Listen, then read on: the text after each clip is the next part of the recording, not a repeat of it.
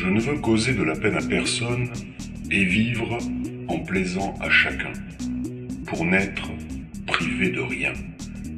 Qu'il fasse bien ou mal, je garderai toujours bien ma langue pour ne pas mettre en danger mon existence.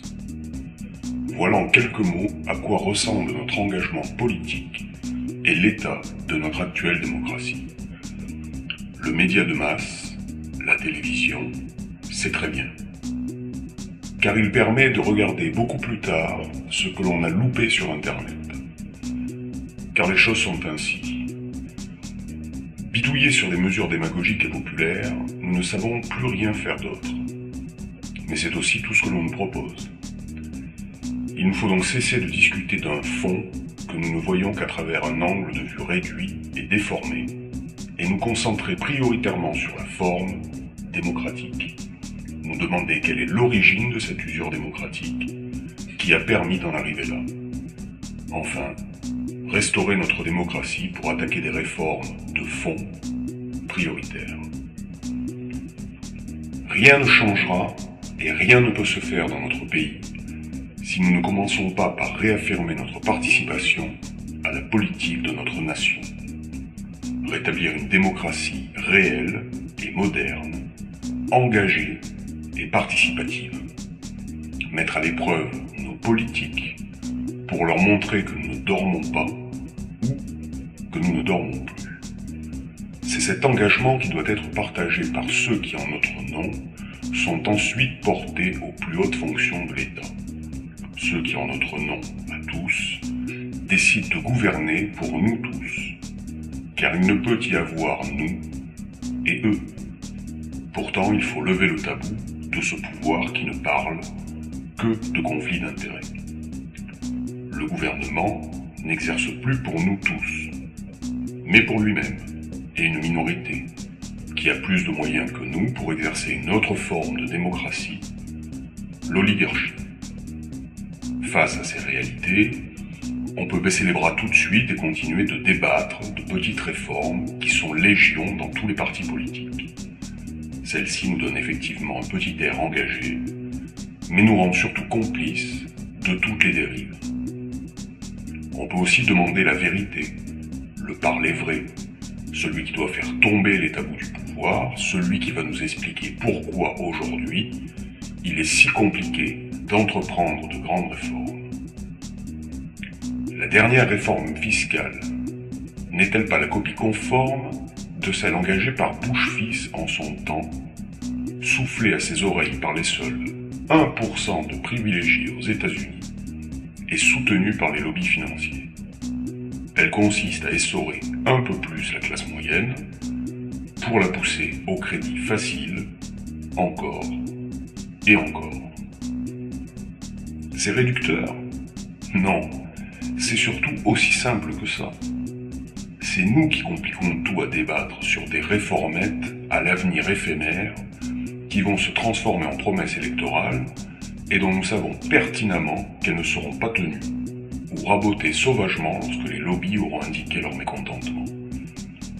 Car si vous vous sentez encore représenté au Parlement, sachez que pour les lobbies, la représentation c'est leur métier, qu'ils ont souvent de bien meilleurs arguments que le simple électeur que nous sommes, et que leurs arguments sont souvent aussi immoraux que ceux qu'ils défendent et nous font accepter par des lois.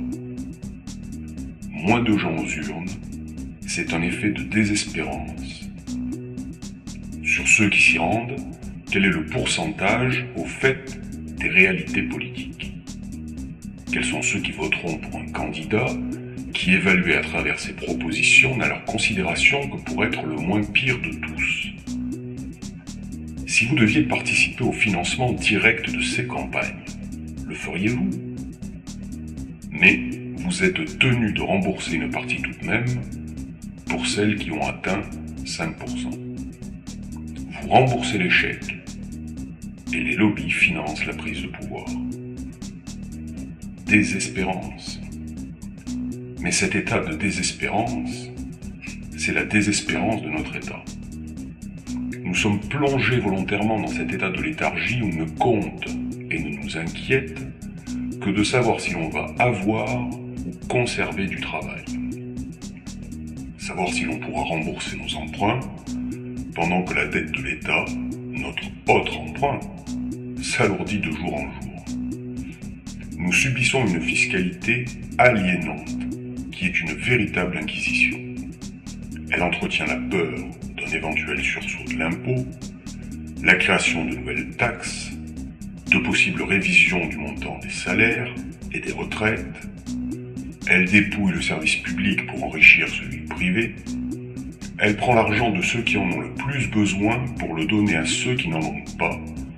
Et tout ça sous nos yeux. Mais que distinguer d'autre dans cette obscurité quand le rayon de lumière souligne que c'est pour le bien de tous, qu'il faut plus de solidarité, le blabla habituel. On nous réclame de la solidarité pour sauver les banques, elles qui nous étouffent de leurs prêts. On nous réclame de la solidarité pour sauver les entreprises qui menacent de délocaliser, elles qui sont entravées par cette même fiscalité aliénante.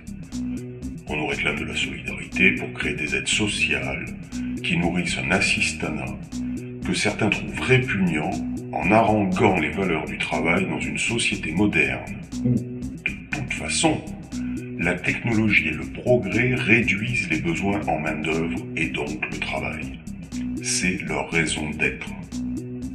Il ne s'agit pas d'aide ou d'assistanat, mais de dû. Nous parlons ici de progrès. Nous ne sommes plus au XIXe siècle. Tout ceci pour bien nous laisser sous pression, jusqu'à la dépression. Alors qu'économiquement nous pourrions ne travailler que quelques heures par jour pour le même résultat de productivité.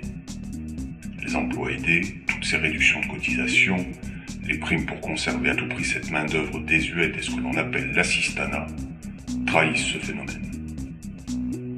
Il ne s'agit pas de faire de la réformette. Il ne s'agit plus de faire confiance à un programme électoral. Notre confiance est largement entamée. Trop de décisions sont prises à l'encontre de notre morale et même simplement du bon sens. Il faut reconquérir le pouvoir si nous voulons un réel changement et transformer notre nation. Pourquoi pas en un exemple pour l'Europe et les autres nations. Il faut imposer une révolution fiscale qui engendrera une réforme sociale.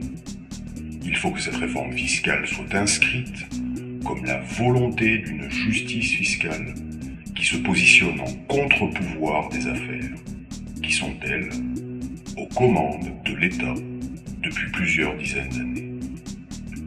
Qu'elle soit inscrite dans le programme de tous ceux qui souhaitent représenter la France sous haute fonction, qu'un agenda soit également fixé pour que derrière cette réforme majeure puisse être déclenchée, puisque finançable, les réformes de justice sociale. Voilà le vrai débat.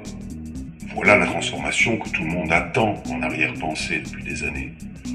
N'est-ce donc pas ça qui, animé par de profonds idéaux, fera honneur à notre capacité de créer plutôt que de subir?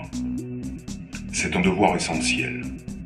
Un engagement citoyen est le premier d'entre tous, avant même celui d'aller voter bêtement. France Espérance propose les grandes lignes de l'articulation d'une telle réforme. Nous sommes heureux de constater que parmi nos idées articulées, on retrouve celle de créer un revenu, citoyen ou autre, celle de créer un service citoyen pour replacer les individus au cœur de la société.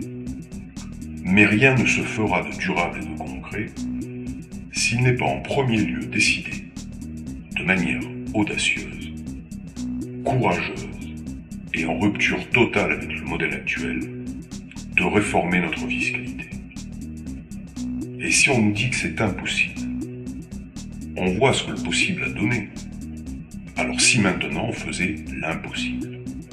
Et pour commencer, nous vous proposons de vous montrer comment articuler cette réforme en 4 étapes.